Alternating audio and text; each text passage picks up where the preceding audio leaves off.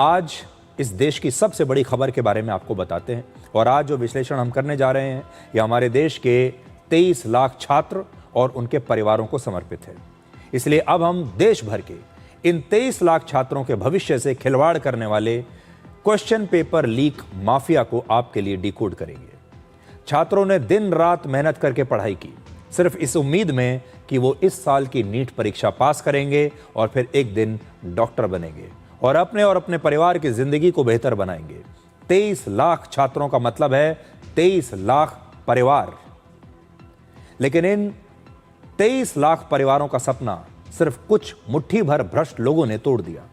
ये कहानी मेहनत वर्सेस माफिया की है, जिसमें एक तरफ इन 23 लाख छात्रों की वर्षों की मेहनत है और दूसरी तरफ शिक्षा माफिया का वो लालच है जो इन छात्रों के सपनों और परिश्रम को पैसे के नीचे कुचल देता है।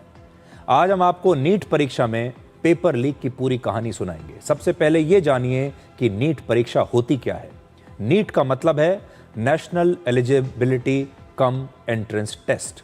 देश भर में मेडिकल की सिर्फ 1.5 लाख सीटें हैं और इन 1.5 लाख सीटों के लिए इस बार 23 लाख छात्रों ने नीट की परीक्षा दी, क्योंकि नीट की परीक्षा के बाद ही आपको मेडिकल की ये सीटें मिलती हैं अलग अलग यूनिवर्सिटीज में और कॉलेजों में। इसका मतलब है कि लगभग हर 16 छात्र में से सिर्फ एक छात्र को डॉक्टर बनने का मौका मिलेगा। बहुत मुश्किल परीक्षा होती है। नीट की यह परीक्षा इसी महीने 3 तारीख को हुई थी, यानी 3 मई को, लेकिन नेशनल टेस्टिंग एजेंसी यानी एनटीए के क्वेश्चन पेपर लीक होने की वजह से परीक्षा के सिर्फ 9 दिन के बाद 12 मई को इसे रद्द कर दिया गया और सरकार ने इस केस की जांच अब सीबीआई को सौंप दी है। एनटीए ही देश भर के लाखों छात्रों के लिए मेडिकल, इंजीनियरिंग और यूनिवर्सिटी एडमिशन जैसी परीक्षाएं आयोजित करती है। अब हम सबसे पहले आपको इस मामले में आज का अपडेट बताते हैं कि आज जांच में क्या हुआ है। सबसे महत्वपूर्ण बात यह है, federation of all India medical association ने आज सुप्रीम कोर्ट में एक याचिका दाखिल की है। इसमें मांग की गई है कि नीट की अगली परीक्षा अब सुप्रीम कोर्ट की निगरानी में होनी चाहिए। यह एक बहुत दुखद बात है कि अब हमारे देश में हम परीक्षा भी ठीक से नहीं करा सकते, उसके लिए भी हमें सुप्रीम कोर्ट की निगरानी की आवश्यकता पड़ रही है। यह फेडरेशन हमारे देश के डॉक्टर्स और मेडिकल प्रोफेशनल्स की सुरक्षा और उनके अधिकारों से जुड़े मुद्दे उठाती है। दूसरी बात, इस क्वेश्चन पेपर लीक कराने वाले माफिया का नेटवर्क पूरे देश में फैला हुआ है और इस समय सीबीआई महाराष्ट्र, गुजरात, बिहार और राजस्थान जैसे राज्यों में लगभग 25 लोगों से पूछताछ कर रही है और 5 लोगों को गिरफ्तार किया जा चुका है। इस मामले में मुख्य आरोपी शुभम खैरनार को कल दिल्ली की अदालत में पेश किया जाएगा। अब देखिए, शुभम खैरनार की उम्र सिर्फ 30 साल है और वो खुद भी BAMS यानी bachelor of Ayurvedic medicine and surgery का छात्र है। जो मुख्य आरोपी है वो खुद छात्र है, BAMS की पढ़ाई कर रहा है और इस छात्र ने 30 साल के शुभम ने 10 लाख रुपए में यह क्वेश्चन पेपर खरीदा और बाद में 15 लाख रुपए में हरियाणा में किसी और को बेच दिया। तीसरा, राजस्थान के अलग अलग शहरों में पुलिस ने लगभग 150 छात्रों और उनके पेरेंट्स से पूछताछ की है। चौथा, राजस्थान पुलिस ने जयपुर से 2 भाइयों को गिरफ्तार किया है और इन दोनों भाइयों पर आरोप है कि इन्होंने 30 लाख रुपए में नीट का क्वेश्चन पेपर खरीदा और इनमें से एक भाई ने यह क्वेश्चन पेपर अपने बेटे को दे दिया जो नीट की परीक्षा दे रहा था। पुलिस के मुताबिक इसी परिवार के 4 सदस्यों का सिलेक्शन, इसी परिवार के 4 छात्रों का सिलेक्शन वर्ष 2024 में नीट की परीक्षा में हो चुका है। खास बात यह है कि 2024 की इसी नीट की परीक्षा में भी क्वेश्चन पेपर लीक हुआ था, लेकिन तब पूरी परीक्षा को यह कहकर रद्द नहीं किया गया कि ये जो पेपर लीक है ये बहुत छोटे स्तर पर हुआ है, इसलिए पूरी परीक्षा रद्द करने का कोई सवाल नहीं है। और 5वीं बात, इस जांच में प्राइवेट माफिया नाम से चल रहे एक व्हाट्सएप ग्रुप का पता चला है और इसी ग्रुप में password protected PDF files share की गई थी, यानी ऐसी फाइल्स को सिर्फ वही लोग देख सकते थे जिनके पास इसका पासवर्ड था और हो सकता है कि इसी पासवर्ड प्रोटेक्टेड फाइल में नीट का ये क्वेश्चन पेपर भी रहा हो। असल में हुआ ये है कि जो जयपुर के जो 2 भाई हैं जिन्होंने 30 लाख रुपए में ये क्वेश्चन पेपर खरीदा, उनमें से एक व्यक्ति ने अपने बेटे को दे दिया ताकि उसके बेटे का सिलेक्शन हो जाए, क्योंकि वो नीट की परीक्षा दे रहा था। लेकिन ये लोग लालची थे। इन्होंने क्या किया, पहले पेपर खरीदा, फिर अपने बच्चे को दिया और फिर आगे भी ये पैसा कमाने के लिए और लोगों को क्वेश्चन पेपर बेच दिया।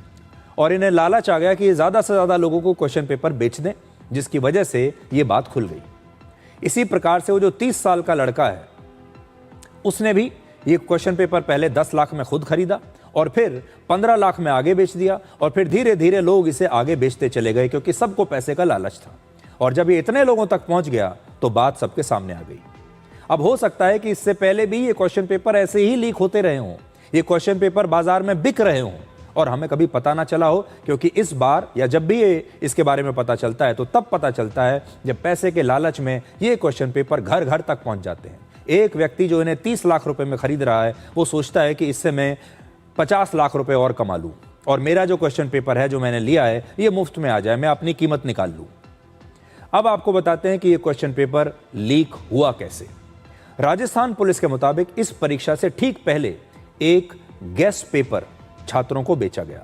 गेस्ट पेपर एक तरह का क्वेश्चन पेपर ही होता है जिसमें परीक्षा में आने वाले संभावित क्वेश्चंस बताए जाते हैं। गेस्ट पेपर मतलब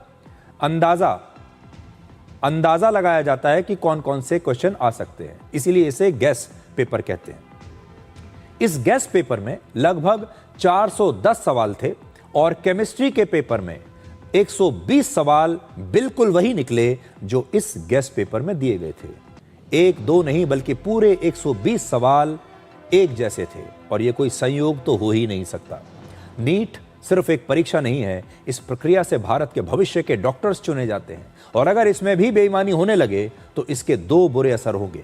पहला, ऐसे भ्रष्ट और बेईमान छात्र डॉक्टर बन जाएंगे जो इसके काबिल ही नहीं है, जो बेईमानी करके क्वेश्चन पेपर्स को खरीद कर बिना मेहनत किए डॉक्टर बन गए हैं और आगे चलकर वो लाखों लोगों की जान के साथ खिलवाड़ करेंगे। और दूसरा, जो छात्र पूरी ईमानदारी से वर्षों से पूरी मेहनत कर रहे हैं, परिश्रम कर रहे हैं, उन छात्रों के साथ बड़ी नाइंसाफी होगी और उनका भरोसा हमारे देश की शिक्षा पद्धति से हमेशा के लिए उठ जाएगा। हमारे देश की समस्या यह है कि यहाँ मेडिकल और इंजीनियरिंग कॉलेजों में दाखिला अब एक उद्योग बन चुका है। एंट्रेंस एग्जाम से पहले कोचिंग सेंटर से लेकर परीक्षा के क्वेश्चन पेपर लीक होने तक सब कुछ पैसे के आधार पर तय हो रहा है। सोचिए वो स्थिति जब हमारे देश के जो परिश्रमी और काबिल छात्र हैं वो इतने डिमोरलाइज्ड हो चुके हैं, हतोत्साहित हो चुके हैं कि अब उनका मेहनत करने का मन नहीं करता। ऐसे तमाम लोग जिन्हें आगे मौका ही नहीं मिला और जो आपको डॉक्टर और इंजीनियर्स दिखाई देंगे भविष्य में, वो सारे वो लोग होंगे जो भ्रष्ट हैं, जिन्होंने क्वेश्चन पेपर लीक करके पैसे से खरीदा, बिना मेहनत किए एग्जाम क्लियर कर लिया और डॉक्टर और इंजीनियर बन गए। फिर हमारे देश का भविष्य क्या होगा आप सोचिए। इस माफिया की जड़ें इतनी गहरी हो चुकी हैं कि एनटीए जैसी संस्था बनाने के बाद भी क्वेश्चन पेपर लीक होने का सिलसिला रुकने का नाम नहीं ले रहा। आप इसे एक पैरेलल इकोनॉमी कह सकते हैं जो हमारे देश में चल रही है और इस इकोनॉमी में कोचिंग इंडस्ट्री है, डमी स्कूल्स हैं, लीक किए गए पेपर्स को सॉल्व करने वाले गैंग्स हैं और ऑनलाइन ग्रुप्स हैं जहां मेरिट बनाम माफिया की लड़ाई इस समय चल रही है। और पूरा की पूरा पैसे का खेल है, पैसा फेंको और एडमिशन ले लो। वर्ष 2018 में एनटीए बना और तब से लेकर अब तक 3 बार और पिछले 3 साल में 2 बार क्वेश्चन पेपर लीक हो चुके हैं। देश के लाखों छात्र सोचते हैं कि एनटीए एक मजबूत सरकारी सिस्टम है, लेकिन सच्चाई यह है कि भारत की सबसे बड़ी परीक्षा एजेंसी एनटीए खुद कॉन्ट्रैक्चुअल सिस्टम पर निर्भर है।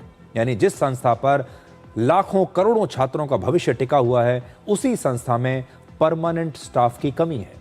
इसी वजह से क्वेश्चन पेपर तैयार करने से लेकर ट्रांसलेशन तक, उन्हें छपवाने का काम तक सब कुछ आउटसोर्स किया जाता है। कई एक्सपर्ट्स और टेक्निकल एक्सपर्ट्स यहां कॉन्ट्रैक्ट पर काम करते हैं और यही व्यवस्था अब पेपर लीक का सबसे बड़ा रिस्क बन गई है। परमानेंट स्टाफ वाले सिस्टम में जिम्मेदारी तय होती है, लेकिन कॉन्ट्रैक्ट मॉडल में लोग बदलते रहते हैं, वेंडर्स बदलते रहते हैं, इसलिए पूरे सिस्टम पर निगरानी रखना एक बहुत बड़ी चुनौती है और यहीं से पेपर लीक माफिया की एंट्री होती है। पेपर लीक माफिया इस प्रक्रिया में मौजूद लोगों को लालच देकर उनसे क्वेश्चन पेपर की जानकारी हासिल कर लेता है। कई एक्सपर्ट्स का मानना है कि पेपर लीक कोई एक्सीडेंट नहीं है, बल्कि ये एक स्ट्रक्चरल फेल्योर है। और इसकी सबसे बड़ी वजह है आउटसोर्सिंग मॉडल। वर्ष 2024 में नीट और यूजीसी नेट पेपर लीक के बाद जांच के लिए एक कमेटी बनाई गई। इस जांच रिपोर्ट में कहा गया कि एनटीए अब आउटसोर्सिंग पर जरूरत से ज्यादा निर्भर है, इसलिए जिम्मेदारी तय करना मुश्किल हो रहा है और कॉन्ट्रैक्ट बेसिस पर काम करने वाला हर कर्मचारी लीक का एक संभावित पॉइंट बन सकता है। इसके बाद सरकार ने क्वेश्चन पेपर्स की सुरक्षा के लिए एन्क्रिप्शन, सीसीटीवी मॉनिटरिंग और मल्टी लेयर सिक्योरिटी जैसे नए कदम उठाए। लेकिन अब सबसे बड़ी जरूरत है कि एनटीए अपने परमानेंट स्टाफ और अंदरूनी क्षमता को मजबूत करे। कल्पना कीजिए कि किसी भी परीक्षा के लिए आप कहीं ना कहीं से क्वेश्चन पेपर तो छपवाएंगे, कहीं ना कहीं से प्रिंट करवाएंगे, और अगर वो प्रिंटिंग प्रेस ही क्वेश्चन पेपर बेच दे तो आप क्या करेंगे? नीट की ये परीक्षा देश भर के 550 शहरों में लगभग 5,500 सेंटर्स पर हुई। 5,500 सेंटर्स। इस परीक्षा में प्रिंटिंग प्रेस से लेकर परीक्षा केंद्र तक कई एजेंसियां शामिल होती हैं। यह परीक्षा बहुत बड़े पैमाने पर आयोजित होती है, इसलिए क्वेश्चन पेपर कहीं से भी लीक हो सकता है क्योंकि चेन बहुत बड़ी है। सबसे हैरानी वाली बात यह है कि इस लीक में कई बेईमान छात्र, कोचिंग सेंटर से जुड़े शिक्षक और दूसरे लोग शामिल हैं। इन लोगों ने पहले शिक्षा को एक कारोबार बनाया और अब शिक्षा के साथ ही बेईमानी कर रहे हैं, और इस बेईमानी से उन छात्रों का भविष्य संकट में है जो अपनी मेहनत के दम पर इस परीक्षा को पास करना चाहते हैं। दुख तो हुआ है सर, क्योंकि 2 साल से जो मेहनत की थी ऐसा सोचा नहीं था कि ऐसा हो जाएगा, रीनेट देने पड़ेगी और वापस से जो 2 साल जितनी मेहनत की है वापस से पता नहीं अभी कितने दिनों में वापस उतना ही करना पड़ेगा, क्योंकि ऐसे तो ये एग्ज़ाम पास नहीं कर सकते, बहुत मेहनत की ज़रूरत होती है। तो बहुत ज़्यादा मेहनत की थी और पूरे दिन रात बहुत जग जग के, कहीं बाहर नहीं गए थे, सब बहुत ज़्यादा मेहनत की थी। सिर्फ नीट ही था फोकस पूरे 2 साल। अभी तो वेकेशन में मैसेज आया रीनेट का, तो अब तो फिर से वही जो किया था फिर से चालू करना पड़ेगा। सुनकर बहुत दुख हो रहा है क्योंकि मैंने तो कुछ किया नहीं था, किसी और ने पेपर लिख किया और उसकी सज़ा मुझे मिल रही है। मैंने इतने सब कुछ मेहनत की, 2 साल पूरी जान लगाकर पूरी मेहनत की थी, फिर भी मुझे आगे फिर से देना पड़ेगा। इससे बच्चों का मोटिवेशन डाउन भी होता है कि उनको दोबारा पेपर देना पड़ेगा, और जो पहले पेपर देते हैं उसमें जो बात होती है वो दूसरे पेपर में बात नहीं रहती है, और नहीं अच्छी तरह से मतलब कहीं का मॉरल डाउन भी हो जाता है कि दोबारा से पेपर देना पड़ेगा और क्या वैसे हो पाएगा जो पहले किया था। अब देखिए, एनटीए ने पेपर लीक की जिम्मेदारी ली है और जिम्मेदारी लेते हुए कहा है कि 23 लाख छात्रों को अब दोबारा परीक्षा देने के लिए कोई अतिरिक्त फीस नहीं देनी होगी और उनकी पुरानी फीस भी उन्हें वापस कर दी जाएगी। 23 लाख छात्रों की परीक्षा दोबारा कराने पर लगभग 400 से 500 करोड़ रुपए का खर्च आ सकता है। इसमें क्वेश्चन पेपर्स की छपाई और उन्हें एग्जाम सेंटर्स तक पहुंचाने जैसे खर्च शामिल हैं। अब छात्रों से दोबारा फीस नहीं ली जाएगी। इसका मतलब है कि जब परीक्षा फिर से होगी तो पूरा खर्च एनटीए उठाएगी, पूरा खर्च सरकार उठाएगी। अब आप ये देखिए, पूरा खर्च तो सरकार उठा लेगी, छात्रों को कुछ नहीं देना पड़ेगा, लेकिन उनकी जो वर्षों का ये परिश्रम है ये अनमोल है। ये जो दिन रात उन्होंने एक किए हैं, इसकी कीमत कौन लगाएगा? ये परिश्रम अनमोल है।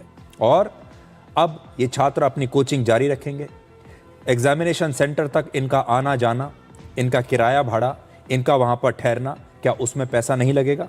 और सबसे बड़ी बात यह है कि हम अपने प्रतिभाशाली और परिश्रमी छात्रों को सजा दे रहे हैं और ये अच्छी बात नहीं है। किसी ना किसी को तो इसकी जिम्मेदारी उठानी होगी और इसकी पूरी जिम्मेदारी इस समय जाती है एनटीए पर। आज एनटीए को यह जवाब देना ही पड़ेगा कि लगातार पेपर लीक कैसे हो रहे हैं। एक और बड़ी बात है, ऑफलाइन के मुकाबले ऑनलाइन परीक्षाएं ज्यादा सुरक्षित होती हैं क्योंकि इसमें क्वेश्चन पेपर्स की प्रिंटिंग प्रेस में छपाई नहीं होती और ना ही क्वेश्चन पेपर्स को एक जगह से दूसरी जगह ले जाने की कोई आवश्यकता है। असल में दिक्कत तब आती है जब इन क्वेश्चन पेपर्स को कहीं छपाई के लिए दिया जाता है, फिर हजारों सेंटर्स पर इन क्वेश्चन पेपर्स को ले जाया जाता है और बीच में से कहीं ना कहीं से लीक हो जाते हैं। किसी ने इनको निकाल लिया, किसी ने फोटो खींच ली, किसी ने बीच में से ही लीक कर दिया। इसलिए ये होता है और ये इसलिए है क्योंकि ये परीक्षाएं ऑफलाइन है। अगर ये परीक्षाएं ऑनलाइन होने लगें तो ये लीक रुक सकता है। रियल टाइम में तय समय पर क्वेश्चन पेपर इंटरनेट पर अगर अपलोड कर दिया जाए तो हो सकता है कि ये बेईमानी रुक जाए। ये हमारा एक छोटा सा सुझाव है, अगर लोगों को ठीक लगे तो इसे अपनाया जा सकता है। नीट के जो छात्र इस समय पेपर लीक होने की वजह से परेशान हैं, उन्हें हम बताना चाहेंगे कि नीट की परीक्षा की अगली तारीख की घोषणा अगले 7 से 10 दिनों में की जाएगी। इसलिए आपको अभी अपने दिमाग को पूरी तरह शांत रखते हुए 7 से 10 दिन आप इंतजार कीजिए, उसके बाद परीक्षा की नई तिथि आपको पता चलेगी। अब आपको बताते हैं कि दूसरे देशों में पेपर लीक को लेकर कितने सख्त कानून हैं। जैसे चीन में पेपर लीक करने पर 7 साल तक की जेल हो सकती है और इसे देशद्रोह जैसा गंभीर अपराध माना गया है। साउथ कोरिया और बांग्लादेश में पेपर लीक पर 10 साल तक की जेल और आजीवन ब्लैकलिस्ट करने जैसे कठोर नियम हैं। नीट की परीक्षा देने वाले 99% छात्र मिडिल क्लास या गरीब परिवारों से आते हैं। ये वो परिवार हैं जिनकी सारी उम्मीदें अपने घर के बच्चों के बेहतर भविष्य पर टिकी होती हैं। ऐसे परिवारों में बेहतर जिंदगी का सपना पूरा करने का एक ही तरीका होता है और वो है उस घर के बच्चे मेहनत से पढ़ाई करें और जीवन में कुछ सफलता हासिल करें। कोई अच्छा कॉम्पिटिटिव एग्जाम क्लियर करके डॉक्टर, इंजीनियर, साइंटिस्ट बने या फिर सिविल सर्विसेज जैसी कोई सरकारी नौकरी करें। इसलिए बचपन से ही ऐसे परिवारों के बच्चों को ये बताया जाता है कि आपको दिन रात मेहनत करनी है ताकि आप अपनी मेहनत और प्रतिभा के आधार पर एक दिन अच्छी नौकरी कर सकें, जिससे आप सम्मानजनक पैसा कमा पाएं, समाज में आपका सम्मान हो। समाज में ऐसे परिवारों की पहचान सिर्फ इस बात से होती है कि उनके बच्चे अपने एकेडमिक करियर में कितना अच्छा कर रहे हैं। ये परिवार कैसी जगह पर रहेंगे, कितने बड़े मकान में रहेंगे, इनके बच्चों की शादियां कहाँ होंगी, कैसे होंगी, इनके रहन सहन का स्तर कैसा होगा, सब कुछ इन बच्चों की सफलता पर निर्भर करता है। ये वो परिवार हैं जो अपने बच्चों को बिजनेस करने के लिए ना तो लाखों करोड़ों रुपए की पूंजी दे सकते हैं, ना ही कोई सलाह दे सकते हैं। इसलिए इन बच्चों के पास भी बेहतर भविष्य का एक ही विकल्प बचता है और वो है पढ़ाई के दम पर जीवन में कुछ सफलता हासिल करना। इसलिए हमारे देश में लाखों माँ बाप अपनी जमीन जायदाद बेचकर, लोगों से पैसा उधार लेकर, अपनी एफडी तोड़वाकर, अपने पेंशन का पैसा निकालकर अपने बच्चों की पढ़ाई और उनकी कोचिंग पर खर्च करते हैं। और जब कुछ बेईमान लोग इन लाखों परिवारों के सपनों को और बेहतर जीवन जीने की इस एकमात्र उम्मीद को तोड़ देते हैं तो ये पूरे देश के लिए दुखी होने की बात है। इसलिए चाहे हो सकता है कि आपका बच्चा नीट की परीक्षा ना भी दे रहा हो, लेकिन ये दुख आपको भी होना चाहिए, क्योंकि आज ये इन बच्चों के साथ हुआ है, कल आपके बच्चे के साथ भी हो सकता है।